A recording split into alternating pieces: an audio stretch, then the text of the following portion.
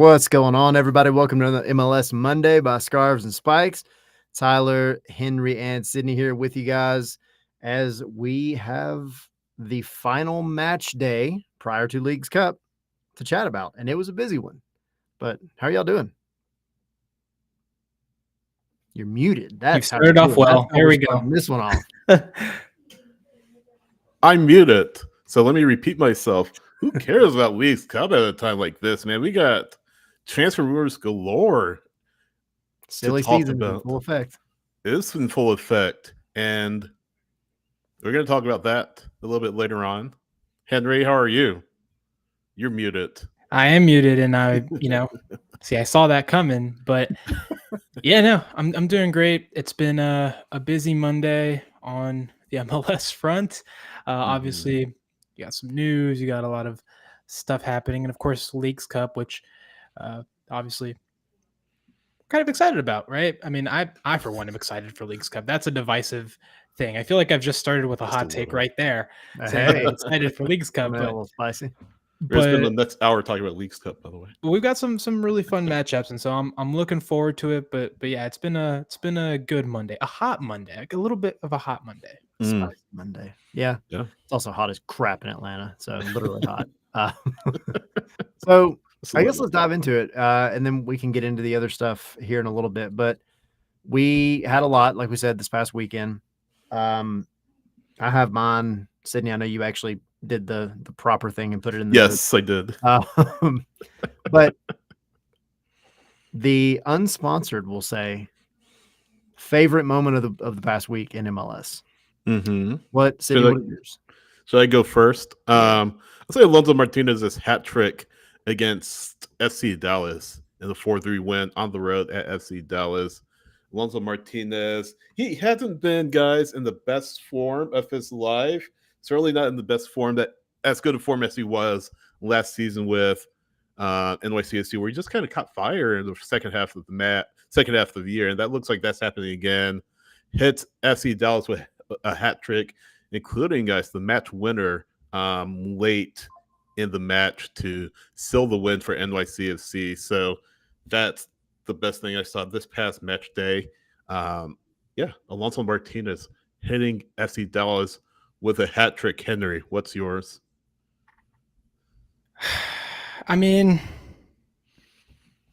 this is going to feel like a bit of a cop-out, and I think I feel like we try to avoid talking about Atlanta United on this show, but I'm going to bring it up. For me, my favorite moment, or actually two in that game. I'll share the game moment, and I'll share the outside moment.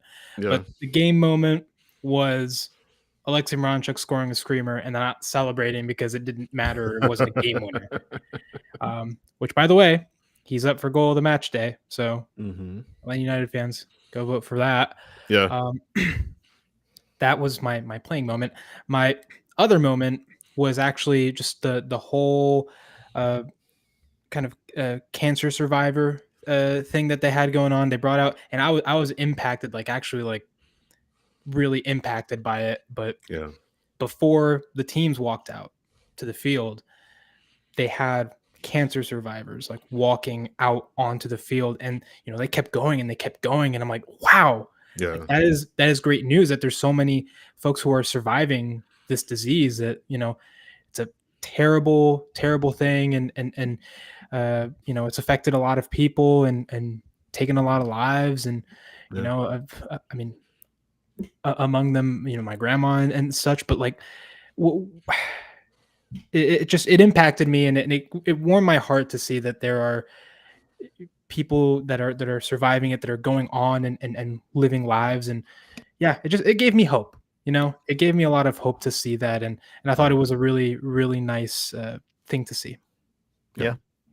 And it was impressive too, because like you said, there were so many that at one point we were thinking they might actually have to slightly delay the start of the game, because there were so many that had to get them off the field, because they had to go down the one tunnel off to the side. But that's a great thing that there's that many. And then to piggyback on that, you have the halftime ringing of the bell as well for the young one that has finally beat it, which is, I think, Sydney, you posted something and somebody reposted and said, I would love to see this every halftime. And I mean, to me, that's like it's kind of a bittersweet thing because like I would love to never have to see that kind of thing. But if this terrible disease is going to be around, like I want to see people beating it.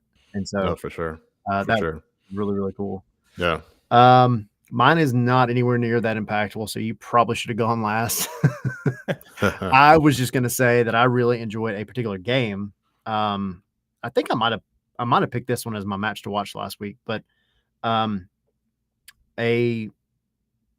what looked like on paper, if you didn't watch the game, San Diego, Nashville, 1-0, San Diego, to San Diego. I just enjoy watching San Diego play. I enjoy it. Nashville has been really, really good this year, and they've been getting better. Now they went away, and they kept San Diego to 1 goal at their house, but San Diego still pushed through, and it was Turkey Lozano and Anders Dreyer. Like it was those guys that combined for exactly what they bought them for. Right. And I just enjoy watching that freaking team play, man. I really it makes my heart warm in a way. So could be your MLS Cup final, perhaps. yeah, 100%. Certainly dark horse MLS Cup final. Yeah. Which you saw this past weekend between San Diego and Nashville. And I get the feeling it might not be the last time we see him, guys. We'll see. Yeah. All right. So diving into really quick, we're going to kind of hot swap this one, I guess. But Sydney, I guess we'll jump out to you to start. Yeah. Like the All-Star game, we did a watch along for Patreon members, by the way. If you weren't there, first of all, go join the Patreon, patreon.com/scarves and spikes. Get you for all of our watch alongs that we do and the Discord. And then we have other tiers with lots of other stuff. So go join that. But we did the watch along. We watched the match. It was actually a pretty good match, to be honest. MLS won, baby. MLS did win. Of course, there was a little bit of drama, a little bit of controversy. But what stood out to you, Sydney? I'll be honest. I didn't watch the whole match. I watched only the second half of the match, guys. So go ahead and roast me all you want, because I'm a bad MLS fan for not watching the whole game. Yeah, I kind of jump ahead here and kind of cheat. I know a lot of people are like, why is MLS playing Liga MX every single year? Yeah, I feel like, let's do East versus West, best of the East versus best of the West. I know it's a more traditional format in other sports, definitely. In the past, I should say, in the past, that's been a traditional format. No, the NBA's kind of changed up their format, and MLB is more traditional as American League versus National League. NFL has certainly changed their format. I think I said NBA as well. So maybe there's an opportunity for MLS to change its format. I feel like a more traditional East versus West format will work. I know in the past they've had MLS versus the world. They've brought in some of the best teams around the world to face MLS.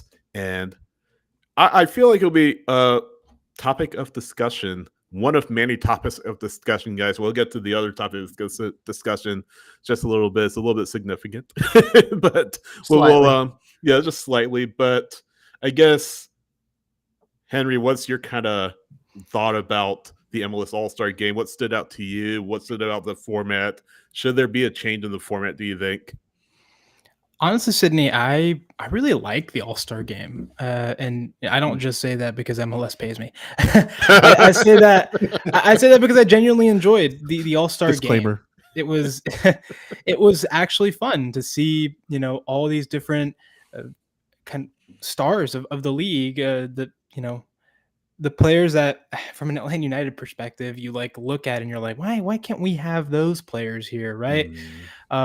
Well, now we kind of got to cheer on them a little bit. And I think I would have them continue to face Liga MX All-Stars. I feel like fostering that rivalry and kind of having, continuing in that vein is interesting, and it's good, and it's healthy competition, because as MLS improves, it pushes Liga MX and vice versa.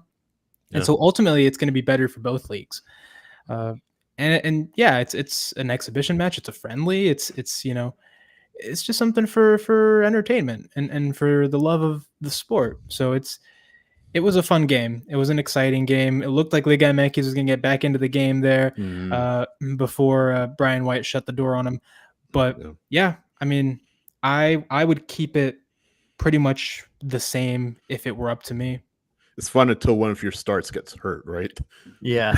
Yeah, I guess that's fair too. Of the season. Or until one of them doesn't show up. Right. Or until one of them doesn't show up. So, and that's the big thing. I'll my 2 cents on it really quick. I think as long as the Leagues Cup is a thing, MLS versus Liga MX is the perfect precursor to Leagues Cup. I wish that MLS had marketed it that way. Yeah. More on like, hey, we're gonna, because they're pushing Leagues Cup so hard. We know this, whether you like it or hate it, doesn't matter. MLS versus Liga MX is what Leagues Cup is, essentially. And this is the perfect opportunity to kind of foster and build up a little bit of that animosity, to add a little bit of drama to it. But like you mentioned, there was plenty of drama without all that bullcrap. Because, the guy that decided to come to MLS and get paid money, signed a contract, and got picked to be an all-star. And then didn't play. Didn't show up to do anything, really. Good on MLS though for sticking to their guns, because if they hadn't, there'd be complaints like, oh, they're giving Messi preferential treatment. Let's throw Alba in there as well. They're giving Alba preferential treatment just because of who they are. Good on them for sticking to their guns. I feel like they did the same thing with Zlatan, right? When he was playing, they did the same to him. They suspended him for a match. So yeah, they stick to their guns. And I don't know, what do you guys think? Was MLS right to suspend Messi and Alba? Does that rule need to be abolished in the future? I mean, what do you guys think? Yes or no? Is that a good rule to have? Henry's muted. It's a rule, isn't it? Yeah. I mean, if it's a rule written into the league, I guess rules or the CBA or whatever, it has to be enforced. It has to be abided by. And you sign that when you join. If you violate that, you're subject to consequences. And those are the consequences prescribed. It's a 1-game suspension.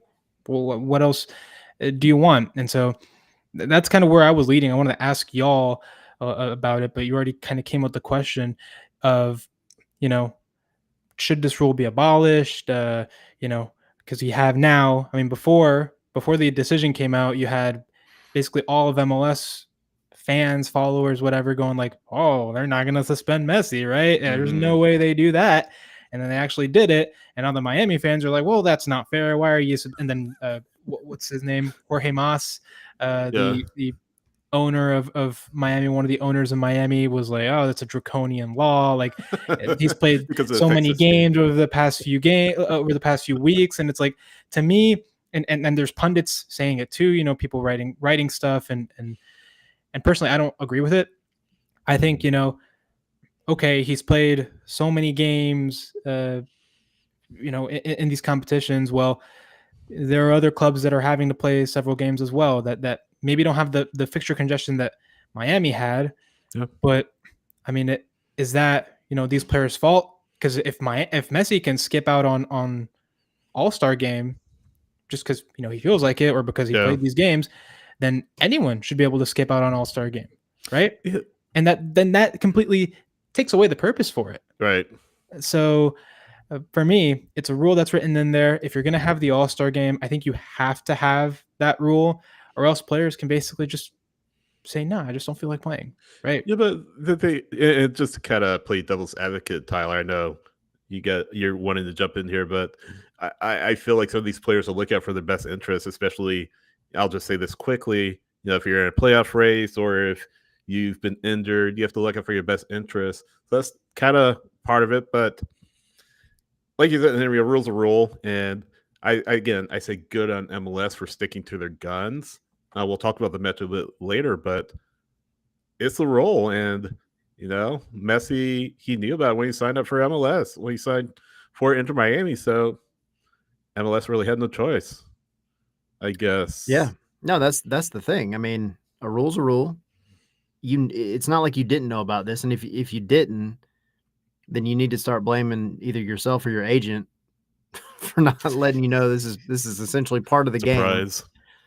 You know, there's so many things about this. Like, it really never should have been a story. I'm so glad that MLS stuck to their guns and did it. They needed to, because they were going to look like a little biatch if they didn't, because you can't go and bend the rules for Lionel Messi just because.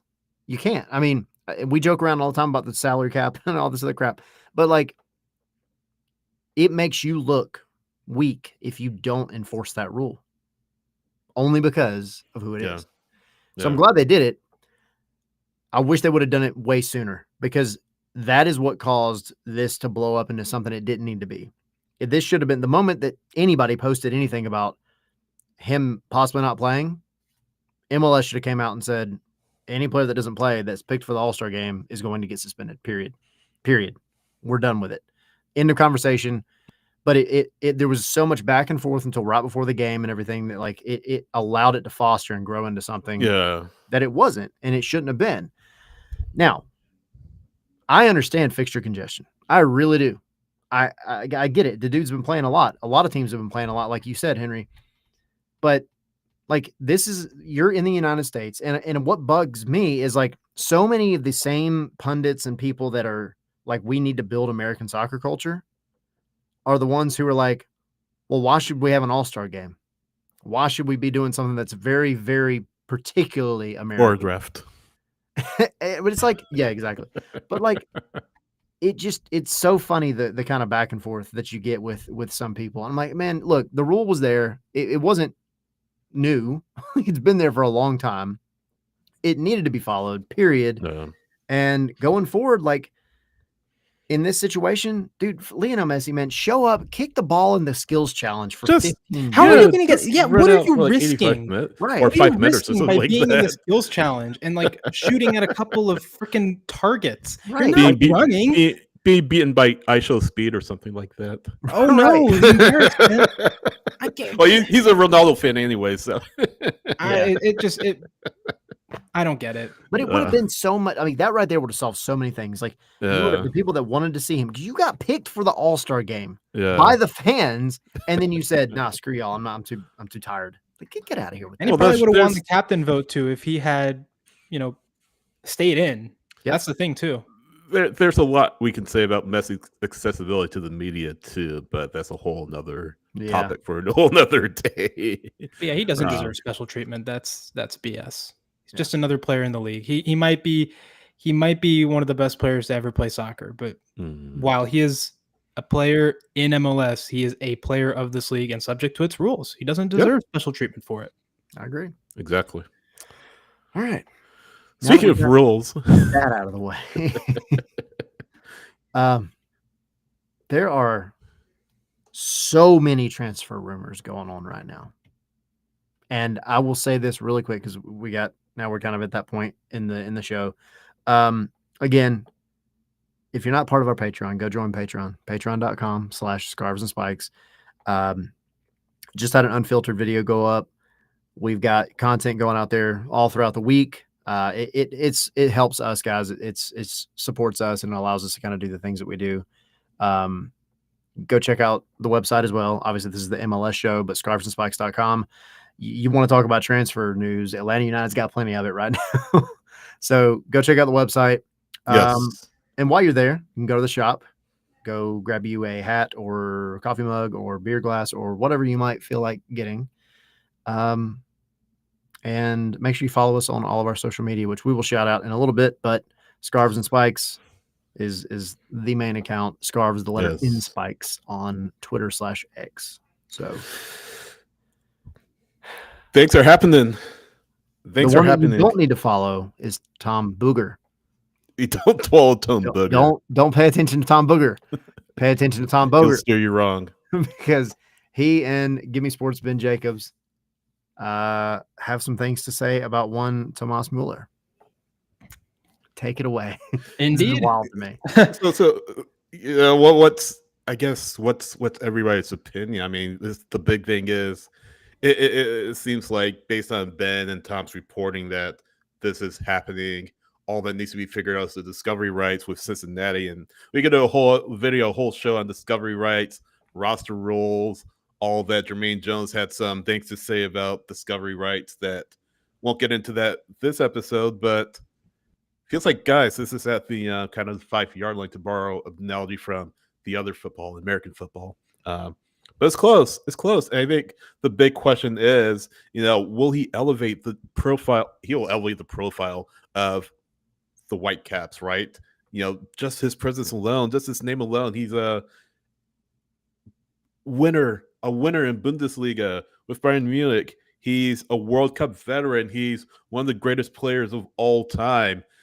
This is Vancouver just shooting for the stars, and this is an organization that has kind of been under the radar over the past few years. They've had a tremendous year so far. They've kind of built things up and almost won CONCACAF Champions Cup. But this is an ambitious move for the club. Now, the big question is, here are two questions, guys. One, he's playing on turf. What effect will that have, especially with him being 36 years old? And two, he's 36 years old. What impact will he have on the Whitecaps? He'll get media attention. He'll get press over there to Vancouver. He'll get a lot of interest. But when we look at Marco Reus over at LAFC, his compatriot, his former German teammate, will he have a better impact than Reus has had thus far? I think we all agree that Reus, the move hasn't really panned out the way LAFC have thought it would. Will this be the same for Müller, or will he be able to have enough in the tank to really help Vancouver? So that's a big question, Henry. Is this a hood ornament for LAFC, or I'm sorry, the Whitecaps, or is this a player that can legitimately raise the profile of this team and make them better? It sounds like it's going to be a 10 contract, I should say, to 2025, DP in 2026, but that's a big question. Those are the questions we have to ask about potentially Müller going to Vancouver, right? Well, increase the profile of the team, I think, for sure. I think a player of his caliber, World Cup winner, a veteran who has spent so much time with one of the best teams in the world in Bayern Munich, it's obviously a huge deal when a star like that goes to a team like Vancouver, who obviously now we know has title aspirations. They're not just a middle of the pack or fledgling playoff team anymore. They are legitimate contenders at the top of the Supporters Shield, legitimate contenders in CONCACAF Champions Cup. And I think from that experience that they had going to CONCACAF Champions Cup and being so very close, I think they got a taste for what it is to be in the big moments. And they know they're capable of being there more, and they're going after it. And I highly respect them for it. And so I think the question, and it's what you brought up, can a 36-year-old Thomas Müller still do it in MLS? Can he still be an effective footballer? How much can he play? Can he really be a starter for you? And that's the question, because at that position, you currently have Ryan Gauld in Vancouver, which of course he has missed some time due to injury, a lot of time. And so my question is this looking at Müller being like some sort of short-term, I guess, stopgap for him in the meantime? Is this what's the idea with this move? How long is he going to stay in Vancouver? How much longer does he plan to play? Yeah, I would assume he's not going to be the type of guy that's going to be running a whole lot. He's probably a guy that's going to be, kind of floating around towards the top and kind of in between the middle and back lines of the opposition, kind of waiting for the ball and trying to make plays happen from there, is how I see it happening. You have one of the best number 9s in the league in Brian White, and you have an attack that can get forward really quickly. So potentially they're trying to feed off of that.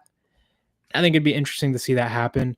But my worry is, what if he can't, I guess, adjust to the pace of the game? Because there's players that have come from Europe and have come here, and they've had a bit of a culture shock, a little bit of a shock in terms of the soccer aspect of things. Marco Reus? It's different. Yeah. Marco Reus, for example. I think this is a little different for Shaqiri when he came. Players have just said that it's different when they come over from Europe. And we talked to Enea Mihai after the last game. He's the center back that, knew a signing for Atlanta United. And he's like, and I think he put it well. He said, it's less tactical and it's kind of just like more physical Yeah. in a sense. So can Yeah. he adjust to that is my question. And I guess we'll have to see, but I'm interested to see how it works out. Yeah. What do you think, Tyler? Yeah. And to that point, like Isaac saying in the chat, Olivier Giroud, Blaise Matuidi, like there's been a handful that have come here, and the Higuain guys, like a lot of these have showed up and been like, what the heck? Like, this is not what I expected. I think for me with Thomas Müller and being somebody that's actually watched him a lot over the years, I think if the front office and fans kind of temper their expectations and they understand that if he comes in not expecting to start every single game, Right. he could be the guy that elevates somebody like Sebastian Berhalter's game to an entirely new level. You're getting a lot out of Berhalter at this point. Thomas Müller, even in the last season or two, really, they've managed his minutes a lot. He's not playing every single game like he used to. Age, definitely a factor. Speed, definitely a factor. So I think if you don't rely on him to come in and start every single game and be the guy that's going to, run for 90 minutes, like that's not going to happen. But if you can get him there mentoring a guy like Berhalter and just being a presence for the rest of that team, that's where I think it really, really helps Vancouver. And that, if you're not a Vancouver fan, is kind of a scary thought, because Thomas Müller is one of the smartest soccer players to ever play the game. And if you never paid attention to it, the guy takes his fitness ridiculously seriously. Like some of the stuff he does, there's documentaries out there with Bayern and all, but like he is even at this age is the guy that's continuing to stay after, to work on things, to stay after, to go to the weight room, everything else. I mean, it's impressive. So if they can use him in that way, then I think it's going to be awesome. And Colin, sorry, we're going to get to Colin's comment in the chat. And if you're listening at Apple Podcasts, Spotify, or iHeart, we have a live chat going on during the show. Colin's saying the thing with Whitecaps is that they don't need Müller to perform this season, as of course the team is still quite strong. So hitting on what you guys were just saying about Ryan Gauld being pretty much at the spot that Müller is right now, and how he can provide a leadership role for this team, specifically for guys like Berhalter, like you just mentioned. That being said, there's going to be, guys, some level of expectation for him, certainly on the pitch, right? That's not to say that all those things, Tyler, you just mentioned aren't good, but there's going to be some level of expectation when he steps on the pitch. What that is, to be determined, but yeah, he's being brought in for a pretty good amount of money. And again, can he live up to the expectations that we place on him is the big question. Also, and while we are on the topic of this Thomas Müller kind of thing, it is reported, as I think, Sydney, you mentioned, he will not come in as a DP. He'll come in as TAM. Some interesting bookkeeping. And then he'll become a DP in 2026. And okay, but this isn't the first time we've seen this, right? Because literally a few days ago, Rodrigo de Paul was announced, and he also is not going to be a DP for Miami until 2026. Right. Because they have their 3 DP slots filled. Right. I mean, this is an interesting kind of bit of I guess, kind of, I don't want to call it cheating, but sleight of hand. Yeah, it's kind of smart, shrewd business. Or I don't know how they're pulling this off, because I'm not a GM. I don't have that experience. I don't know exactly what they're doing to do that. But this seems like something that more teams got to get in on. Right. Because, I mean, you're essentially adding another DP, at least temporarily, because then again, that ends at the end of the season, right? You need a DP slot later to convert him to an actual DP. So I guess it's I don't know. It's bookkeeping weirdness, but it feels like something that if you know that one of your DPs is gone at the end of the season or at the end of a period of time, and you can make this happen, it's like, why have we not really seen this before? And if we have seen it before, I guess when? Because I think right now is really the only time it's really come to attention. Could it be Ryan Gauld even? I mean, if they go for the 2 and 4 kind of roster building mechanism to DPs for U22s, could they be looking to shop Ryan Gauld? I'm sure he has aspirations to go back to Europe, play for a bigger club. He's certainly proven it. I mean, the injury history is questionable, but is there a move for Ryan Gauld in the cards? So maybe that's to tie things over until the winter in 2026 when you make your full roster decisions and try to look to next year when he'll be again a DP. What do you guys think? And John saying in the chat, what's a good goal assist number for Müller? Do you think would be? So I was about to measure for highlight this one success? and throw it up. I think for me now, you got to Like keep in 10 mind, games, right? huh? 10 games, right? Like to play? Well, for this season, right? Or are we talking about Oh, full season? 2026 probably because he'll need his 2026? visa. All right. Let's just say the full year. Let's say a full year. Yeah. Yeah. So the full 34 games 2026 then. season. I would say, sticking by what I just said, and that he doesn't need to be used like full 90 minutes all the time. I would say in MLS, this is primary assists only, not secondary assists. I would say if you can get 6 and 4 out of him, that's good, because the rest of this team is firing on all cylinders anyway. So you don't necessarily need to rely. Now that's just numbers. Thomas Müller, he gives you a lot more than just those two numbers.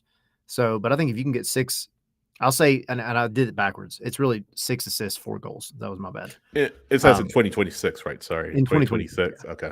Yeah. Okay. I mean, he had like 4 and 1 in the last year with Munich, if I'm not mistaken. Yeah. It's not always about that. It's not just the numbers, but that would be success for me. I think success for me would be 10 goals. I think he should have 10 goals in him in MLS, maybe 10 and 5 or something like that. I wouldn't say that's out of the realm of possibility. Maybe if you play 20, 25 games or something like that, it's a reasonable expectation. Especially if you get more to that 25 match number. I think maybe that 10 goal number will be a little more achievable. I mean, it's not a sexy number, it's not a high number, but given his age and given the adjustment period of MLS, I think he could get to maybe double-digit goals. That being said, he hasn't gotten to double-digit goals in the last 3 seasons, so there's a big question mark there. But I would say maybe 8 to 10 or something like that would be a reasonable number for him. 8 goals, 5 assists or something like that. Okay, so 13 goal contributions in 34 games is what we're saying? Well, no, 20 or 25. 20 to 25. He's not okay, so you're assuming he doesn't play every game. Yeah, I don't think so. Because so the reference that I'm taking here is Marco Reus, who to this day, he's played 18 games out of how many have Galaxy played? Like 23, 24. He has 5 goals, 7 assists. I rate Thomas Müller a little higher than I do Marco Reus. So I'm going to go up a little bit on that. And I'm going to say if he plays, I'm going to go up above 25. I'm going to say he plays, I'm going to say of 34 games, 28. I'll say that. And I'm going to put my numbers at 7 goals, 12 assists. Okay. I think, I rate him a little bit more. I think this Vancouver team is a little, I guess, better structured. I think they're analyzing the signing very well as a guy who, yes, can provide that leadership, yes, provides that experience, but also really complements the attack that they have. And I just think he's going to do well here. So I would say that's more or less the number that you would expect from a player that, of his caliber coming to MLS. We'll see. It's going to be fun watching him play the Canadian Championship against some rural Canadian team or something like that. Yeah. I want to see him play LA Galaxy so that we can get the Royce versus Müller kind of derby there, I guess. either way, no matter what, I think it's going to be exciting. I do agree. I think he's going to have more of an impact in every way than like Marco Royce did at LA. It's just the type of player that he is. I just think he is going to elevate everybody else around him. So whereas he might not be the one putting up, in my opinion, those numbers like John was asking, Yeah. I think he's going to help the rest of the team in 2026. I would say put up a higher amount of goals than they did this year, which would be asking a lot, admittedly, because Vancouver scored a lot this year. Yeah. But I think he elevates that even higher next year. Yeah. All right. Another one. Coming across the pond, this time from England. And again, per Tom Bogert and Ben Jacobs, LAFC are very close to signing Son Heung-min from Tottenham. Yeah. Wow.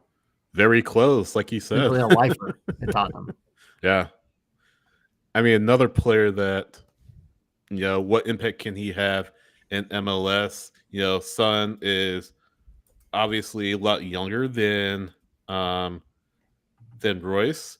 Not old by any stretch of imagination, not young either. He's 33, just turned 33 in July 8th.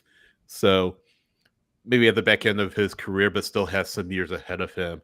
I feel like, guys, I think he will have a greater impact, though, on LAFC than Thomas Müller will from a pure statistical standpoint.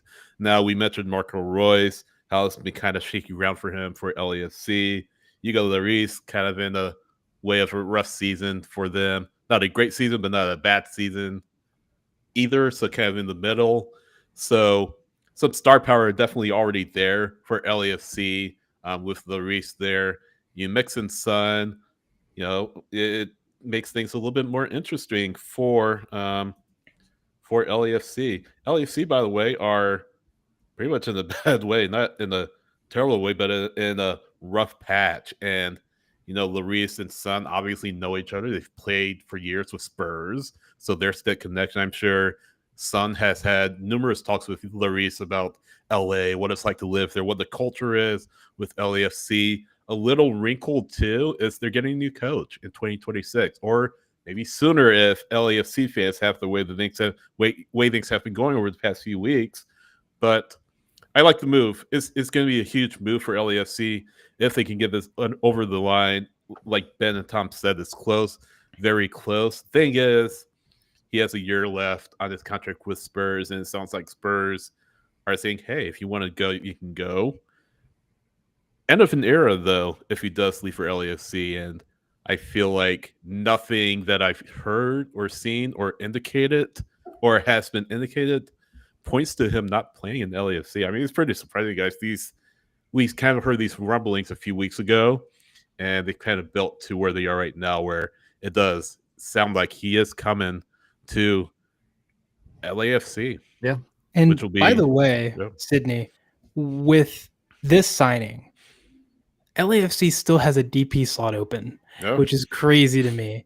But you add one of the best attackers in the Premier League over the past decade, and you still have space to add more. And your attack is already pretty solid right now. I mean, you're talking about, Denny Bouanga, one of the most prolific wingers, in the league over the past couple of years.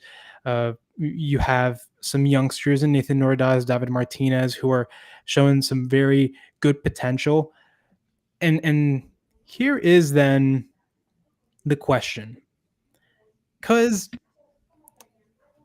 Son and Bouanga are both primarily left wingers. Yeah. And so you need to figure out who are you moving. I would assume one of them moves to striker. And my assumption is that's where you put Son.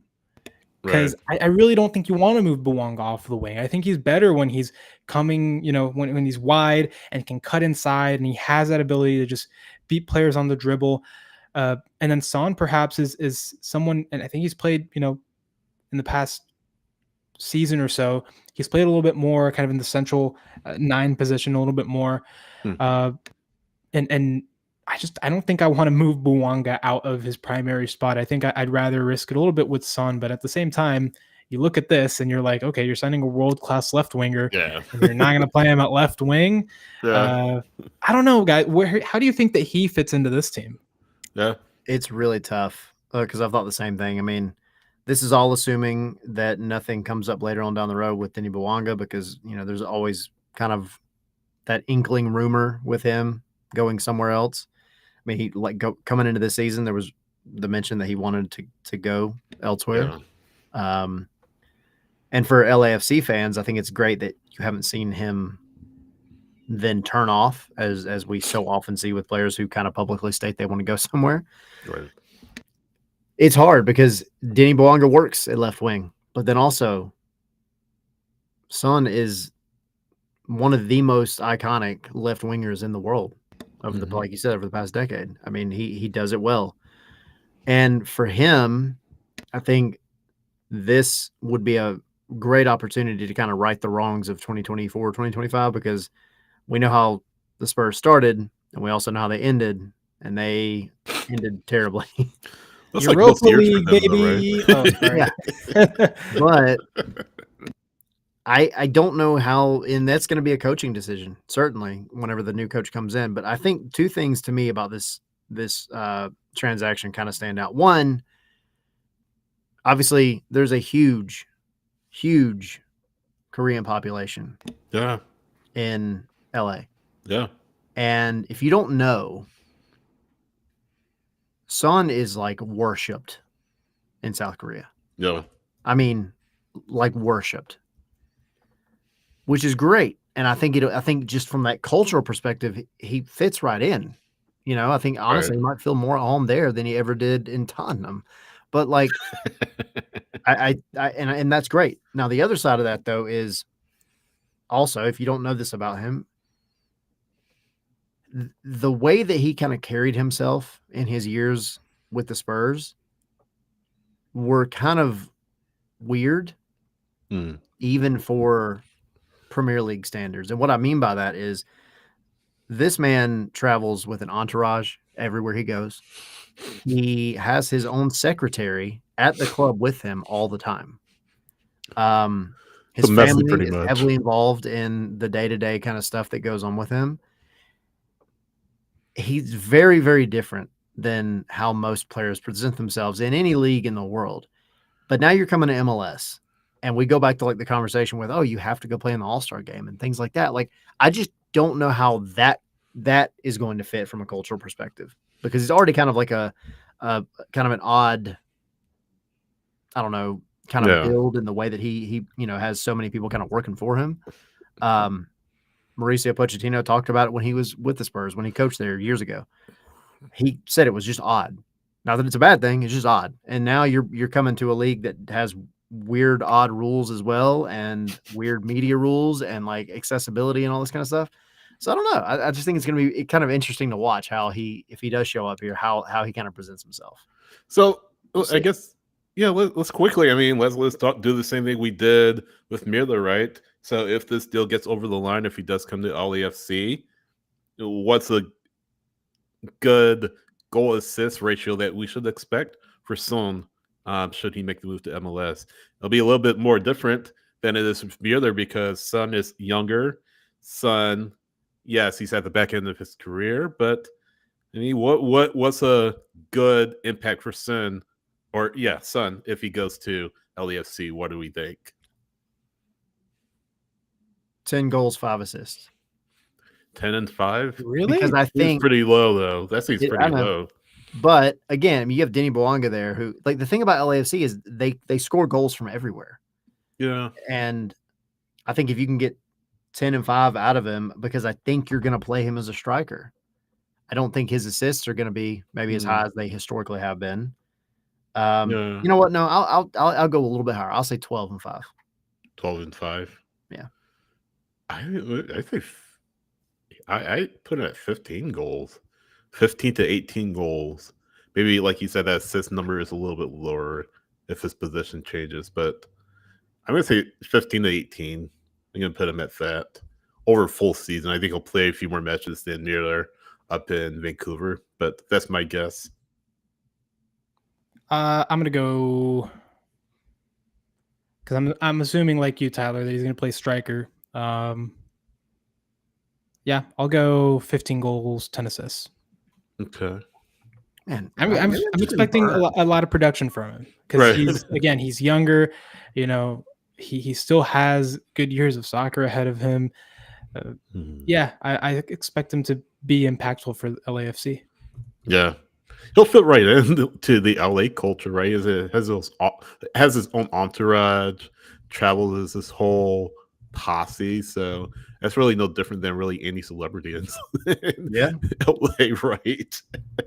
Yep. They'll fit right in that regard. We'll see him at courtside at Lakers games or Clippers games, either, or something like that. I'm sure we will. Tyler, are what we a- done with big signings? No. No. No. Who else joined MLS in the past week? Somebody, I don't know who this guy is, Rodrigo de Paul guy. The Paul? Yeah. Which Paul? Sorry. Terrible joke. D Paul. It just, you know, you can't say what we've said about the other guys and then not say it about Miami. I mean, we know Yeah. Miami has been very creative with their bookkeeping, as Vancouver is trying to be right now with Müller. But Rodrigo de Paul, like, it's done. This is happening. It's announced. Yeah. He was presented. He's got the number 7 jersey. Caveat Rodrigo de is, Paul yeah, on loan for the rest of 2025 with a purchase option through 2029. He's not a DP right now, but he will be when the purchase option is activated. But guys, he's not on the Leagues Cup roster, so he will not be playing in Leagues Cup. He will most likely be good to go by the time league play resumes. And guys, I think Miami isn't stopping there. There's more rumors circulating, more reports of other players. Nicolas Tagliafico, their national team teammate, right back. Facundo Pellistri, ex-Manchester United player, and Marc Bartra.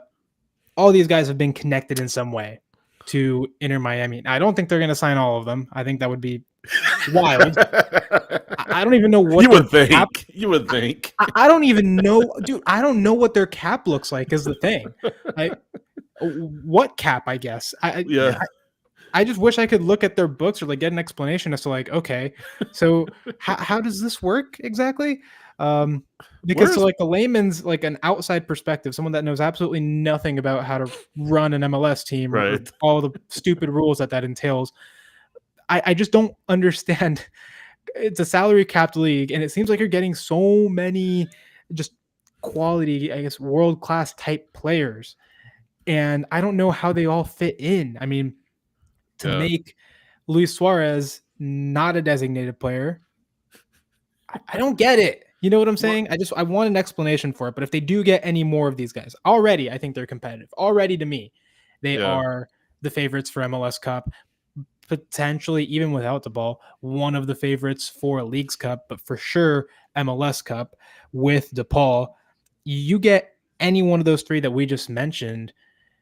I mean, I don't know that there's a team in MLS that can necessarily compete with that. What do y'all think? You would think that's the case, but you never know. It's MLS. Anything can happen. Do you guys think they'll pick up the purchase option on DePaul? 100%. There's no chance they don't, dude. I know. I'm just kidding. I'll go back to what I said last week. I mean, or maybe the week before, but to me, Rodrigo de Paul is the one signing next to Lionel Messi that is the most important for this Miami team ever. It's not Luis Suarez. It's not Jordi Alba. It's not Busquets. It's absolutely Rodrigo de Paul. Yeah. And yeah, it's wild to think how good this team could be. But then you add in a guy like Tagliafico, and it's like, dude, Now we're just recreating the 2022 World Cup roster at this point. It's Come not on, man. fair. It's not fair to anybody else. Soon to add Thiago Almada. No, I'm just kidding. But man, I kind of don't put it past them, Henry. part of me wishes they had made these additions before the Club World Cup, because now I'd be interested to see, okay, does this Miami squad plus Rodrigo De Paul and potentially Nico Tagliafico and these other guys, does that look more competitive? Do you maybe give a better showing against what is it, Palmeiras? Do you give a better showing against some of these other teams and potentially go even further? Oh, the what if scenarios are all clicking into my head, man. Missed opportunity.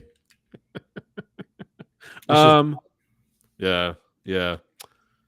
But yeah, Miami, the saga continues in South Beach. Yeah, and we'll throw this out there before we jump to the next one, but I don't know if it was mentioned, but he's not on the League's Cup roster, so you won't see him in the next couple of matches, but shortly thereafter, for the stretch run.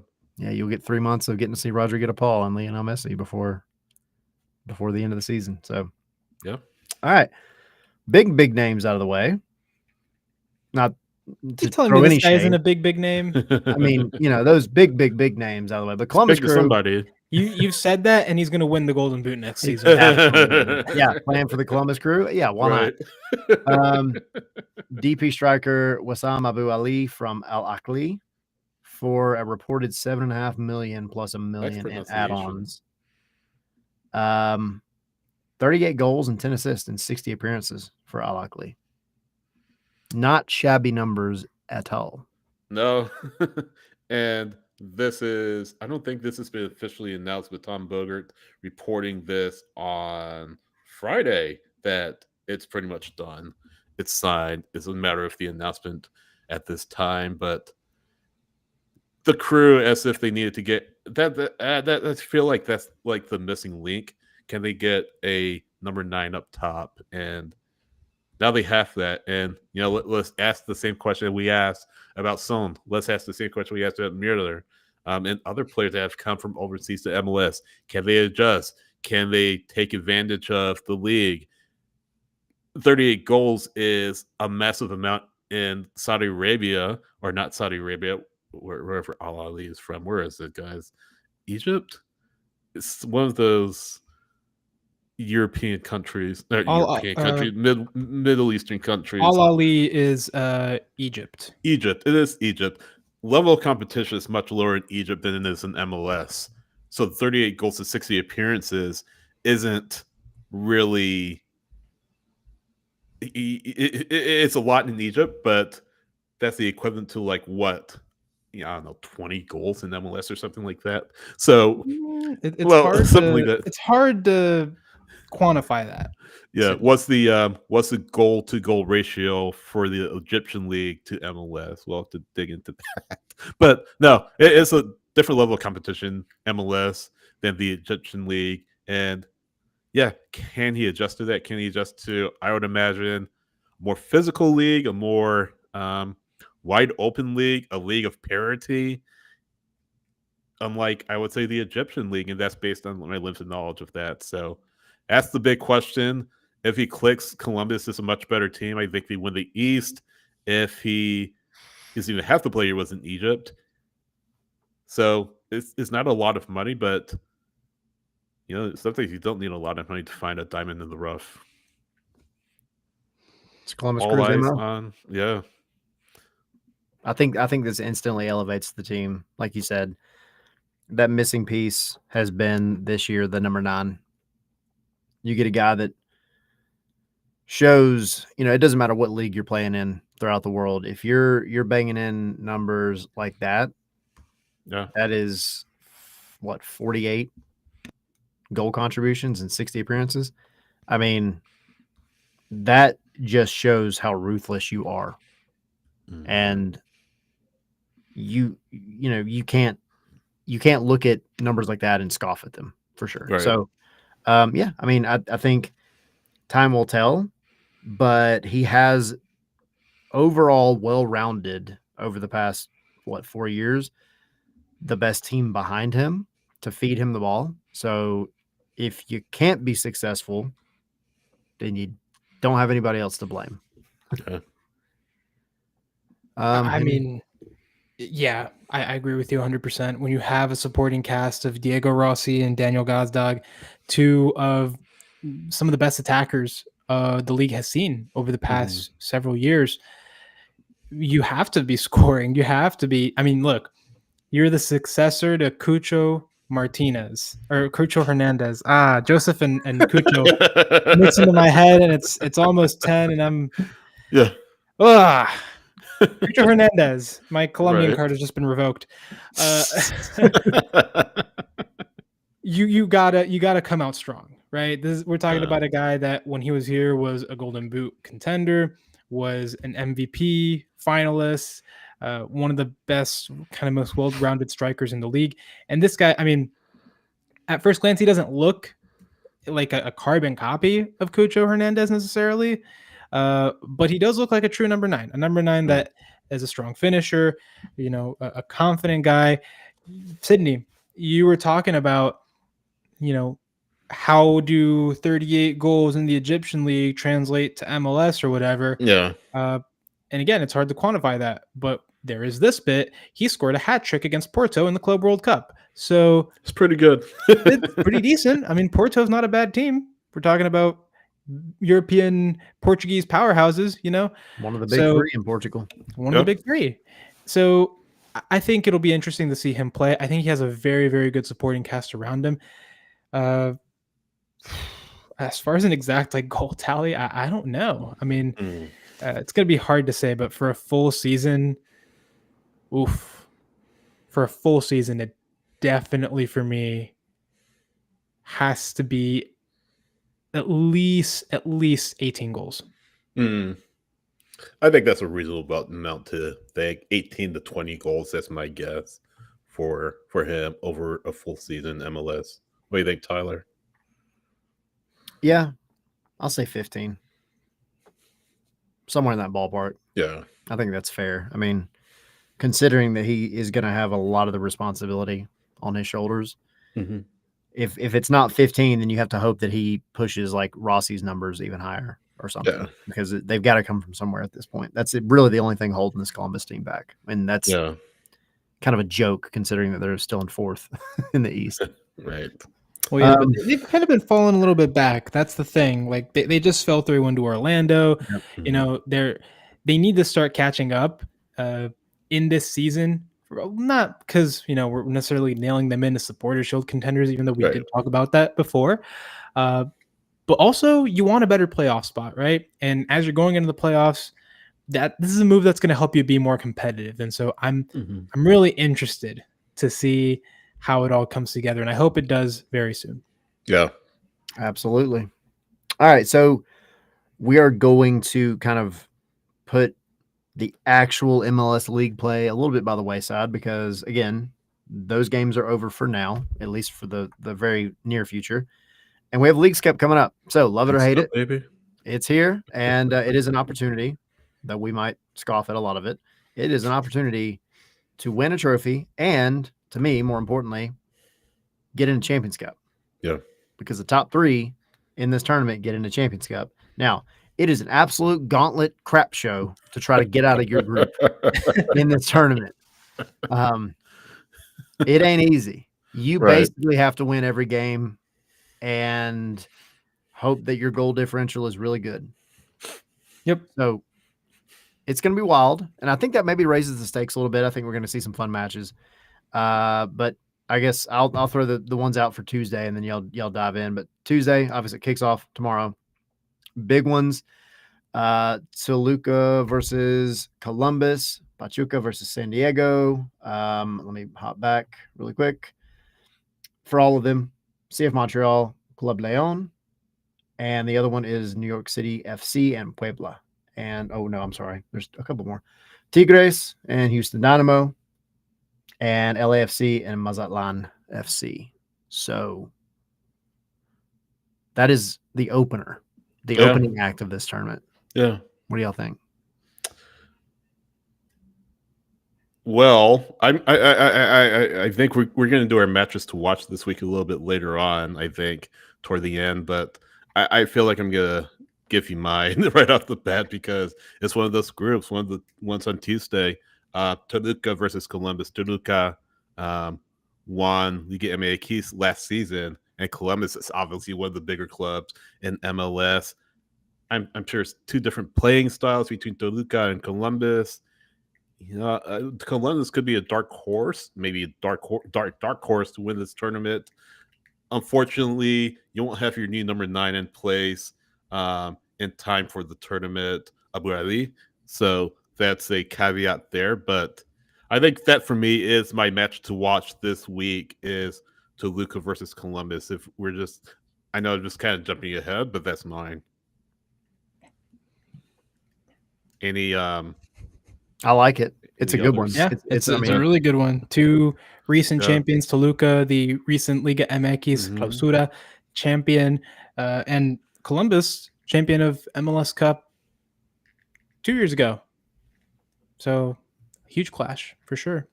And yeah, I mean, look, as far as this tournament, I get people maybe not being huge fans when it's being put forward in front of US Open Cup, being a historic tournament. And we talked about not wanting to erase American soccer culture.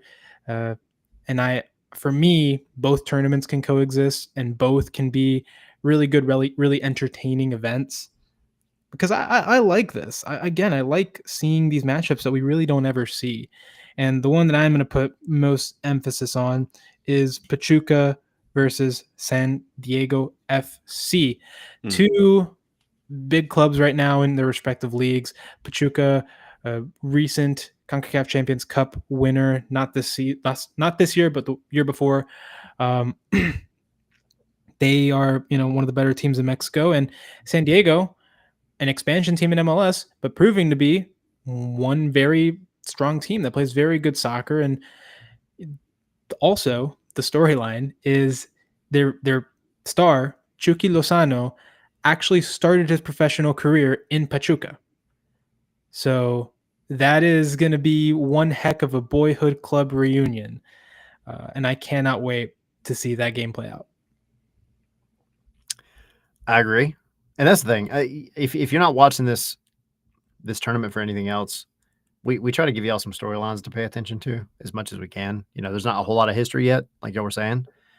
But that's a big one. I think for me, the one that I'm most excited about is Monterrey and Cincinnati. That's on, Thursday, if I'm not mistaken? Yep, Thursday. These teams have a little bit of history, actually. And that was in Champions Cup in 2024. And Cincinnati lost both matches by a goal in each. It was 2-1 and then 1-0. Randomly, guess who scored in both of those matches? Brandon Vasquez? For Monterrey, Brandon Vasquez. Who is now dealing with is it an ACL tear? ACL tear. Yeah. He's been kind of around doing a little bit of a CONCACAF world tour or hemisphere tour over the past couple of years. But you have some history, right? So there's just something about these two, though Brandon Vasquez is not a part of the club anymore. I just think it'll be really fun because it's fun to see the new matches, the ones that have never played before, but it's also kind of fun to see, even though it wasn't in Leagues Cup, two teams that don't play often, but they do have a little bit of history with each other. So that is my match to watch. Leagues Cup, baby. Let's go. Here. It's here. Like it or not. Yeah. Any final thoughts on anything? Because we covered a lot today. Yes, we did. Man, this is only, how long has the transfer window been open for? Like 4 days? Yeah. Yeah, we can get plenty of crazy stuff happening between now and next week, which is our next show. Look, I'm just excited for all the soccer. We thought, you thought the summer of soccer was over. Guess again, you still have a Leagues Cup. We have here in Atlanta, the Premier League Summer Series is coming on Sunday. It's already been happening in a couple other cities. But yeah, it's just a lot of soccer, a lot of fun stuff, and we're glad to be on for the ride with y'all and be able to talk through this with y'all and bring you all this type of content. So thanks for joining us. And my only reminder is, if you're watching on YouTube live, you have the opportunity to rewatch this anytime you want. If you're joining us late, you have the opportunity to rewatch this anytime you want. Listen to Apple Podcasts, Spotify, and iHeart. Leave a review. Give us 5 stars. Let us know what you think of the show. That helps us improve. That helps us get better at what we want to try to do here. And again, if you're watching on YouTube, be sure to like, subscribe, and share content. Leave a comment as well. If you're watching after the fact, leave a comment. Let us know you're watching. I know, we're live 9 p.m. Eastern time on Mondays, but the show never ends. So leave a comment, leave a like, let us know what you think. Let's chat in the comments and continue the conversation after the show's over. 100%. And again, if you're not a part of it already, go join the Patreon, patreon.com/scarves and spikes. And, they get you into, at minimum, the Discord and our watch alongs when we do them, usually at least once a month. But also lots of other benefits for the $5 and $10 tiers as well. So y'all go dive in there. The Discord is hopping. It's fun. We have lots of good chats. And for our show purposes, we'll be back. Obviously, Atlanta playing in Leagues Cup against Necaxa, I think, right? Yes. Losing my mind. Okay. Correct. Yes. On Wednesday. And then, so we will be back on Thursday to kind of chat about that and look forward to the rest of the Leagues Cup. All right. It's been real. See you guys soon. Sydney's muted again. Oh. Yeah. Nope, Oh, now you're not. back Oh, now. no, I'm not. I'm on. SH Wright on X and Blue Sky. Soccer on Instagram and Threads. Tyler, where are you? ATL Pilgrim everywhere. HA Higita everywhere. Where are we collectively? Scarves, the letter N, spikes. That's Twitter, and then Scarves and Spikes everywhere else. That's right. Even on TikTok. Even on TikTok. Try to throw some good content up there for y'all every now and then, specifically with training and stuff. I'll actually be at the training ground tomorrow, so look out for that. Apparently, Necaxa is also training there, so that's going to be fun. It actually made me laugh when I looked at the training availability for the week. I saw, they always have, it's either 2 players or Dyla and a player. I saw Dyla and a player, and then I saw another person. And I was like, did they just accidentally announce a player? And then I realized it was Necaxa. Dude, wait. Surprise. So does that mean Pineda is going to be back at the training ground? That's a very good possibility. I would imagine. Whoa, dude. Yeah. That's wild. Yep.